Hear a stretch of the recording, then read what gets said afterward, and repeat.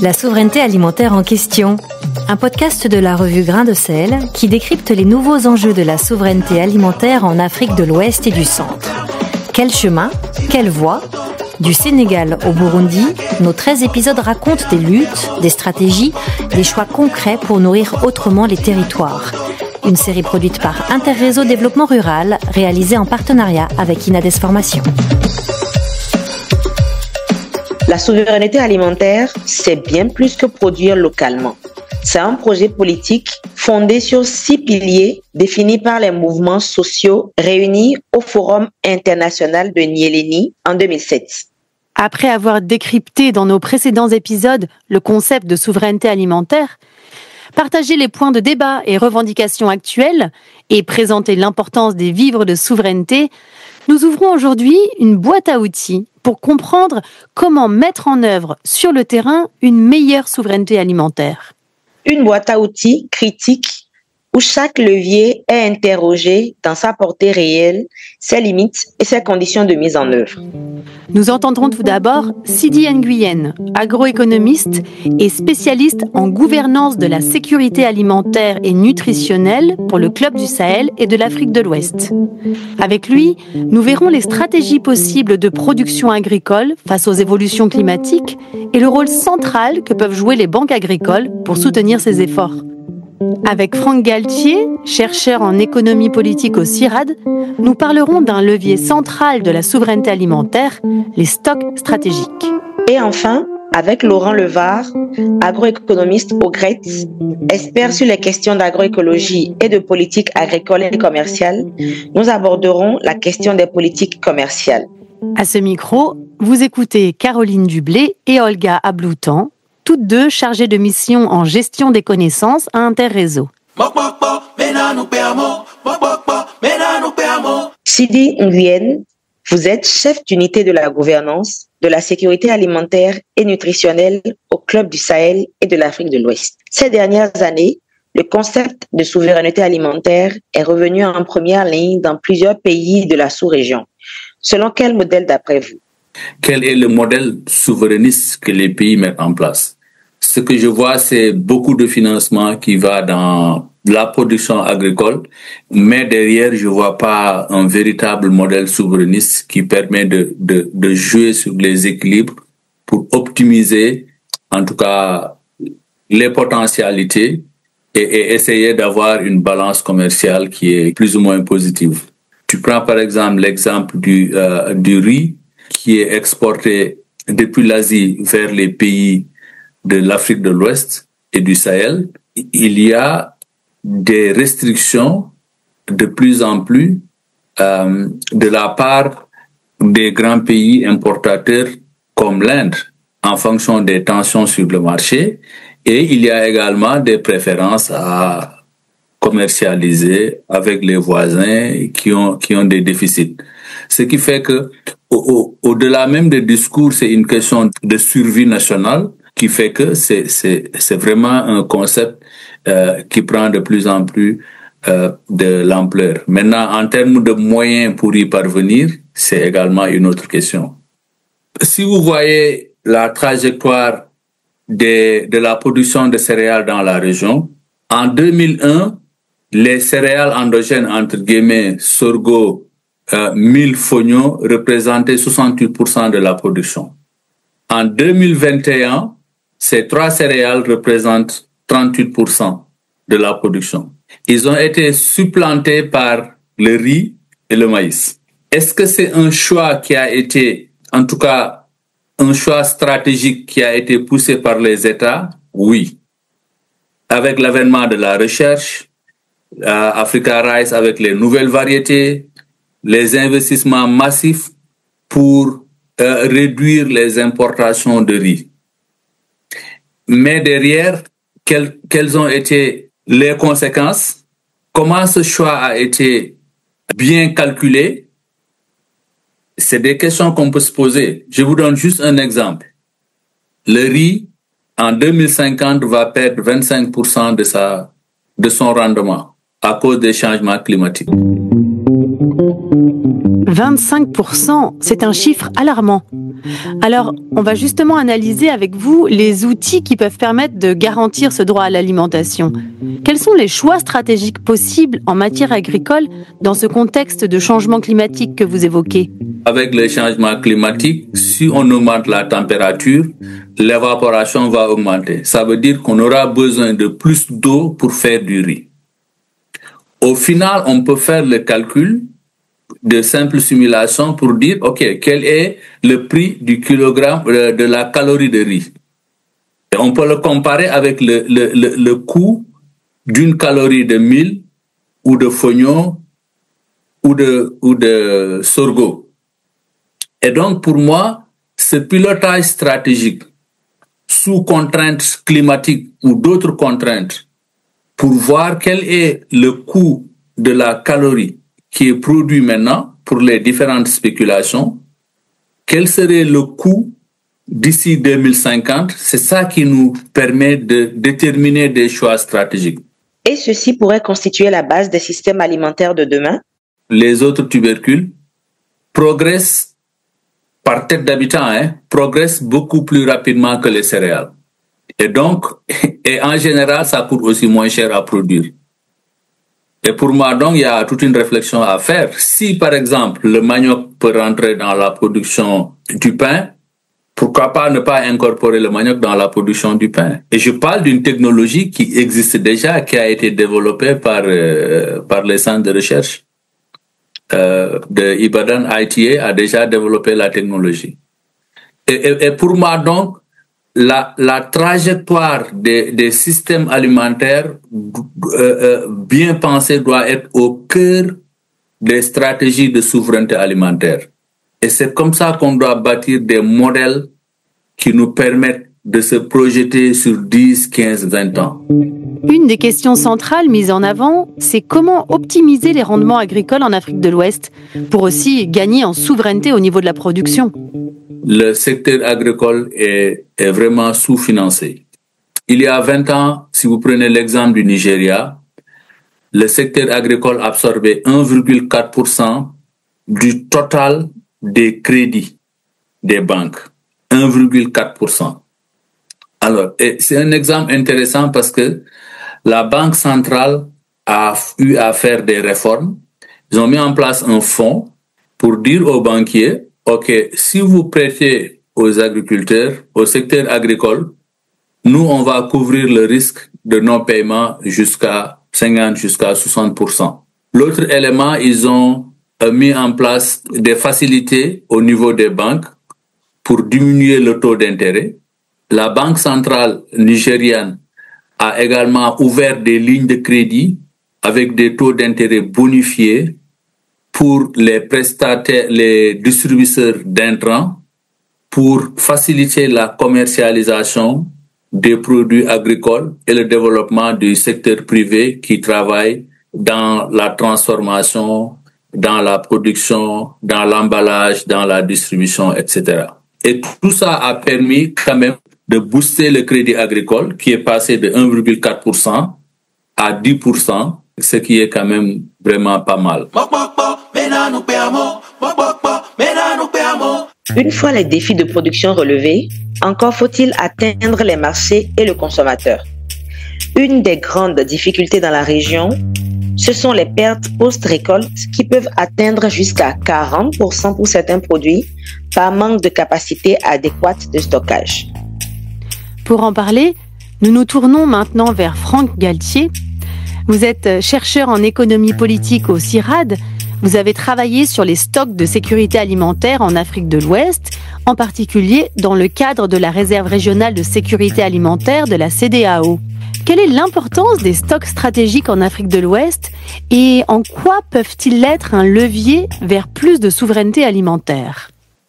Alors la situation de l'Afrique de l'Ouest est assez particulière parce que c'est une des régions du monde, en particulier la région sahélienne, peut-être même la région du monde, où le besoin en réserves alimentaires est le plus fort. Et c'est aussi une des régions du monde où le niveau des réserves alimentaires est le plus faible. Alors pourquoi est-ce que c'est une des régions où les besoins sont les plus forts ? D'abord parce que les céréales garantissent l'essentiel de l'apport calorique et représentent une part importante des dépenses des ménages. C'est en moyenne un quart, un tiers des dépenses des ménages qui sont utilisées pour l'achat des simples céréales. Et parfois, en quelques mois, le prix peut doubler, tripler. Étant donné que les récoltes sont aussi très dépendantes d'aléas climatiques, sécheresse, inondations, d'invasions de criquets, etc. Ce sont pour certains des produits non échangeables, comme le mil et le sorgho. Pour certains aussi, la région sahélienne est relativement enclavée. Enfin, il y a la faiblesse des infrastructures de transport qui empêche, qui complique le fait le commerce un peu au sein de l'Afrique de l'Ouest, qui permettrait de compenser les déficits de certaines régions par les excédents d'autres.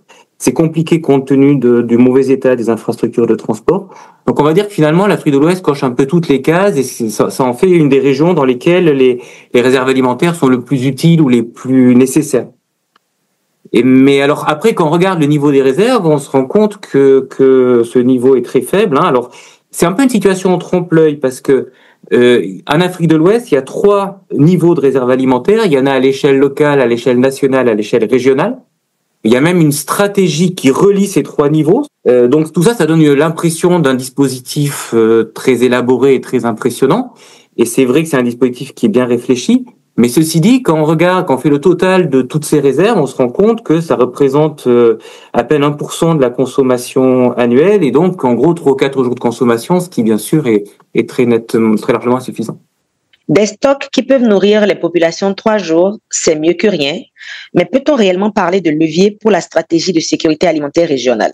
Le bilan est un peu en demi-teinte. La réserve régionale achète, elle prête aux pays, les pays distribuent. Bon, tout ce dispositif-là fonctionne. Ceci dit, les stocks sont toujours d'une taille très insuffisante. Même la réserve régionale a une taille qui est très en dessous de ce qui était l'objectif.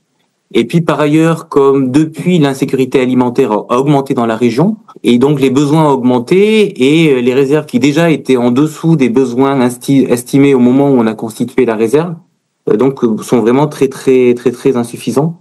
Et puis actuellement, l'actualité, c'est vraiment une grosse crise qui est liée à la sortie des 3 pays sahéliens, donc Mali, Burkina Faso, Niger, pays qui ont exprimé le désir, qui ont enclenché le processus pour quitter la CEDEAO, alors que ces pays ont la principale expertise en matière de gestion des stocks publics. C'est eux qui avaient les principaux stocks publics.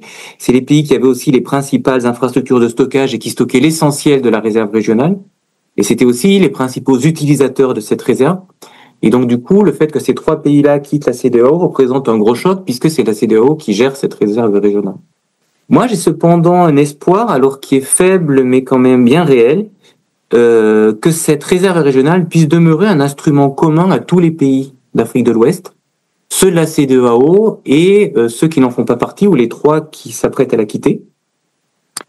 A priori, les statuts le permettent, puisque bien que ce soit la CEDEAO qui gère ces réserves régionales, les pays non membres de la CEDEAO, comme la Mauritanie et le Tchad, ont le droit d'utiliser, même s'ils l'ont jamais fait jusque-là. Donc, on va dire que légalement, juridiquement, au niveau des statuts, a priori, ce serait possible. Au moment où les pays d'Afrique de l'Ouest se déchirent, et où il y a d'énormes tensions entre eux, si la réserve régionale restait un instrument commun à tous ces pays, ça serait un instrument de stabilisation politique et un instrument de paix, en fait, un très beau symbole. Les stocks alimentaires, même limités, sont pensés comme des outils de stabilisation pour éviter que les prix ne s'envolent en période de crise. Mais stabiliser les marchés, c'est aussi agir sur un autre levier fondamental, les échanges commerciaux. Face à la volatilité des prix mondiaux et aux importations massives à bas prix, comment protéger les productrices et producteurs locaux? C'est ce que nous allons explorer maintenant avec Laurent Levard, agroéconomiste du GRET, spécialiste des politiques agricoles et commerciales au Sud. Pourquoi la souveraineté alimentaire passe-t-elle aussi par la capacité à réguler les importations?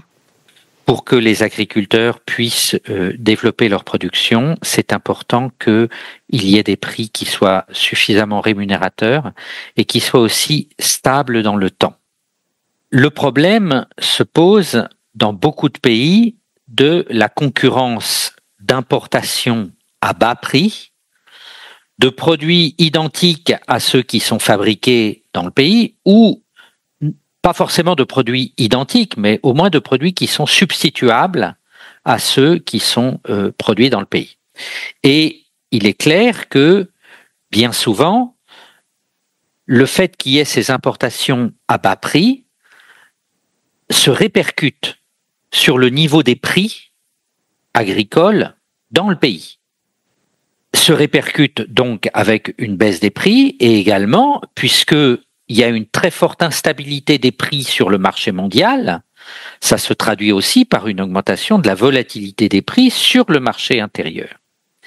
Et puis, il y a un autre effet qui est que les acteurs industriels, à partir du moment où il existe la possibilité d'avoir des importations à bas prix, eh bien, préfèrent ces importations à bas prix plutôt que les produits issus de l'agriculture locale. En quoi l'importation de produits agricoles bon marché venus des pays du Nord compromet la souveraineté alimentaire des pays du Sud? Et y a-t-il des filières particulièrement impactées par cette concurrence?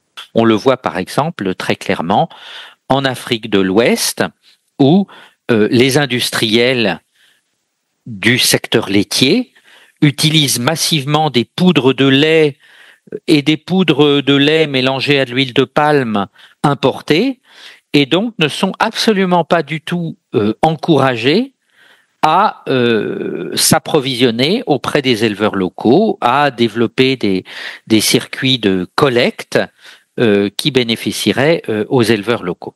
Voilà. Donc c'est pour ça qu'en fait, on voit très clairement que les pays qui ont réussi à développer leur production agricole, à développer leur filière, en règle générale, l'ont fait grâce à des politiques de protection de leur marché intérieur. Alors ça peut être des droits de douane, ça peut être aussi des restrictions quantitatives.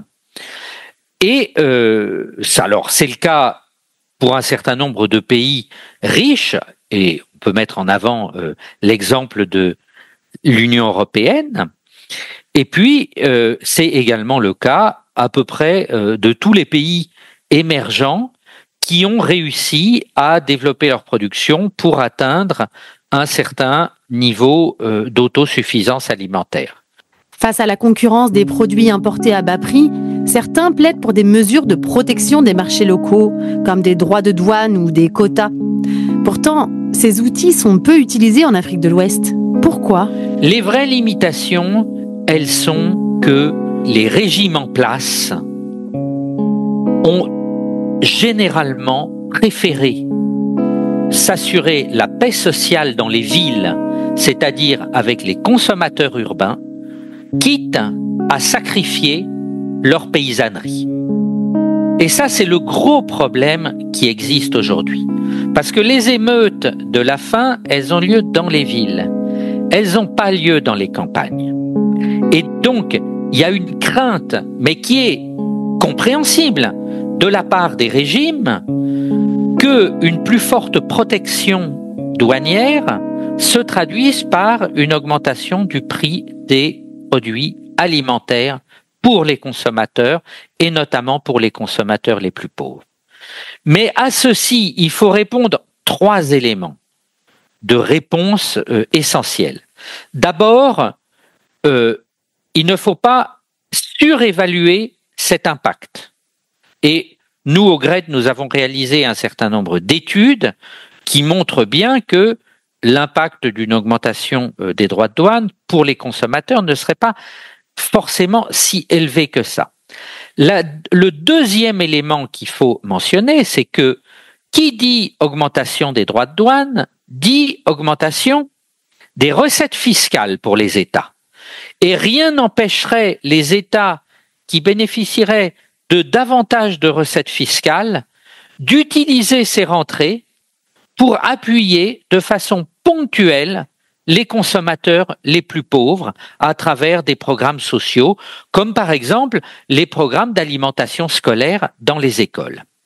Et puis, troisième élément, qui est, à mon avis, essentiel, c'est que cette course en avant vers des produits alimentaires de plus en plus faible, dans la mesure où elle s'accompagne de prix agricoles de plus en plus faibles, ne fait que alimenter la crise économique et la crise sociale des campagnes, et donc l'exode rural, et donc la pauvreté dans les villes. C'est-à-dire que ce choix de fournir à tout prix des aliments les moins chers possibles pour les urbains, eh bien, c'est finalement un choix qui correspond à un véritable cercle vicieux, c'est-à-dire qui ne fait qu'alimenter la crise de demain.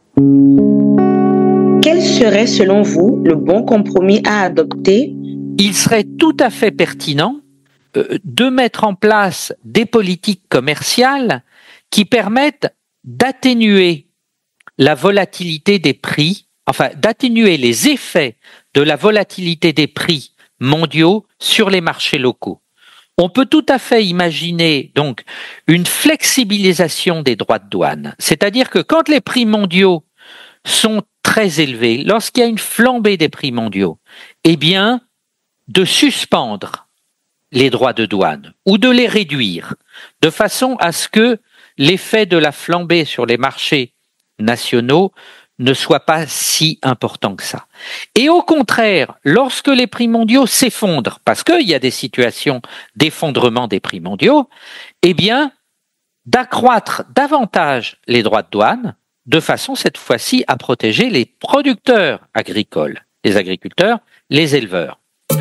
Merci Laurent Levard, merci aussi à Franck Galtier et Sidi Nguyen pour leurs analyses. Ce qui en ressort, c'est moins une feuille de route linéaire qu'un champ de tension entre ambition politique, contraintes structurelles et choix économiques. En creux, une question demeure. Jusqu'où les États, les institutions régionales et les partenaires sont-ils prêts à aller pour repolitiser l'alimentation ? Dans notre prochain épisode, nous croiserons les regards citoyens sur la souveraineté alimentaire entre l'Afrique de l'Ouest et l'Europe. Un regard croisé entre militance africaine et engagement européen pour repenser les règles du jeu, les accords commerciaux et les modèles agricoles. Tant qu'il y a la vie, il y a de l'espoir. Et voilà que Godot. Ce podcast a été réalisé par Interréseau en partenariat avec Inades Formation et avec le soutien de l'Agence française de développement. Musique originale de l'artiste togolais Winabé et son titre Mokpokpo. Création sonore Julio Arcalafanti.